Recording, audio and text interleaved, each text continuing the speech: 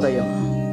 Global బెథేనియా Calvary ministry తరపున ఈ ఉదయకాల సమయంలో మరొకసారి మీ అందరితో కూడా కలుసుకొని దేవుని యొక్క పరిశుద్ధమైన మాటలు ధ్యానించడానికి దేవుడు నాకు ఇచ్చిన మధురమైన అవకాశాన్ని బట్టి దేవునికి ప్రత్యేకమైన వందనాలు తెలియజేస్తున్నాను.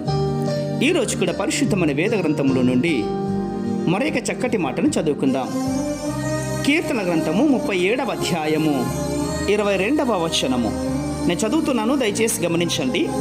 కీర్తన గ్రంథము 37వ అధ్యాయము 22వ వచనము.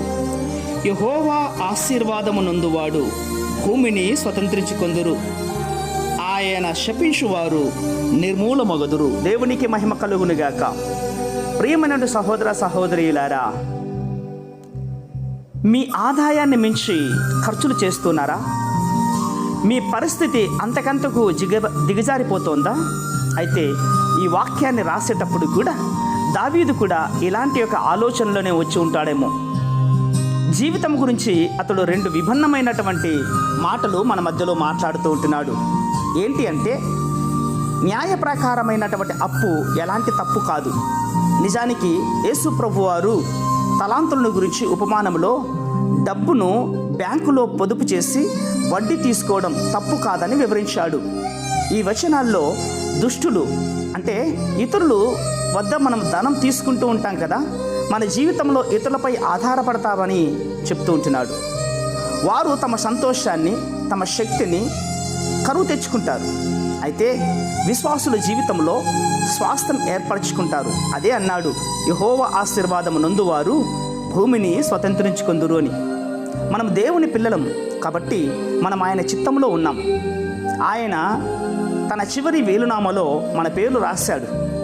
తన సొంత వీలునామా అమలుపరచడం కోసం యేసుక్రీస్తు వారు సిలువలో మరణించారు.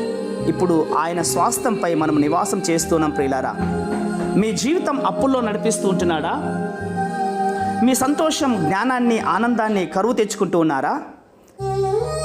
యేసు ప్రభు వారు ఆత్మ సంబంధమైన అద్భుత ఖాతాలో నుండి డబ్బు డ్రా చేసుకుంటూ జీవనం అనే స్వాస్థ్యాన్ని పొందుకున్నాం.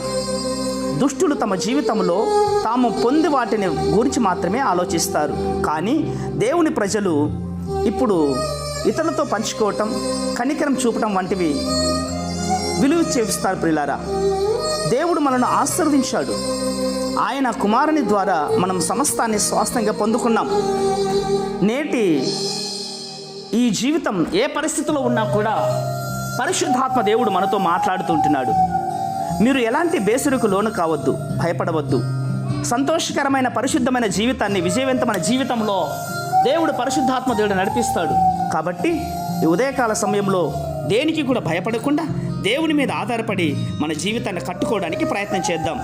పరిశుద్ధమైన మా ప్రియ పరలోకపు తండ్రి, ఈ మాటలు వింటున్న బిడ్డలందరూ కూడా భూమిని స్వతంత్రించుకునే వారిగా మీరు తయారు చేస్తారని విశ్వాసముగా నమ్ముచు చిన్న ప్రార్థనను మా రక్షకుడైన యేసయ్య నంబట అడిగి వేడుకుని పొందుచున్నాం మా తండ్రి. ఆమేన్, ఆమేన్, ఆమేన్.